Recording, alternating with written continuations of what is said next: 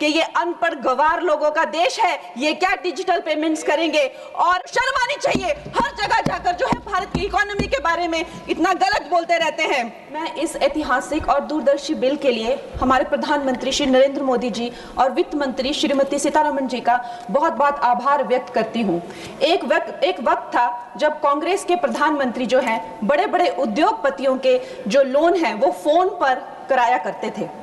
और इस बात में कोई भी संशय नहीं है कि जैसे नेता होते हैं वैसी ही जनता होती है, जैसे राजा होते हैं वैसी ही प्रजा होती है। और इसका सबसे बड़ा प्रमाण महोदय जी हमें 2016 में मिला, जब आईबीसी पहली बार आया और हम सब ने देखा कि एनसीएलटी में जो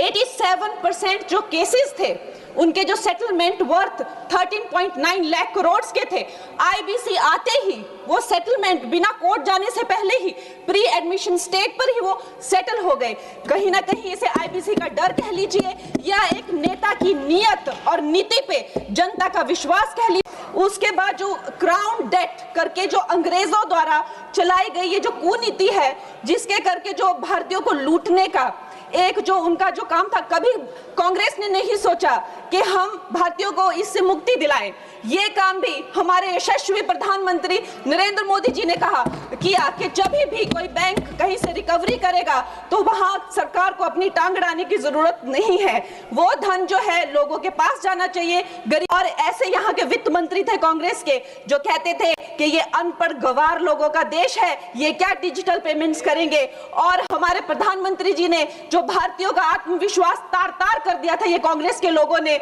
उन आत्मविश्वास को जगाया। 50 करोड़ से ज्यादा जन धन खाते खोले, जन जन को जो है बैंकों से कनेक्ट किया, और आज जो है बैंकों का जो है सशक्तिकरण जो है प्रधानमंत्री नरेंद्र मोदी जी ने किया है। राहुल जी क्या कहते हैं कि हमारी इकोनॉमी तो डूब रही है, कहीं कहीं जाके वो देश के बारे में इतना गंदा बोलते हैं। उनको एक ट्यूशन देनी चाहिए और उनको बताना चाहिए कि 3% जो है ग्लोबली एक्सेप्टेबल है, it is in a very good position, और उनको शर्म आनी चाहिए, हर जगह जाकर जो है भारत की इकोनॉमी के बारे में इतना गलत बोलते रहते हैं। हमारे जितने क्रेडिटर्स हैं अब वो बाहर के देशों में जाकर भी जो है अपनी रिकवरी कर सकते हैं, बाहर के देशों के एसेट से भी अपनी रिकवरी कर सकते हैं, वहां भी डिफॉल्टर्स पे केसेस कर सकते हैं, और भारत में अपना लूटा हुआ या खोया हुआ धन जो है वो भारत में वापस ला सकते हैं।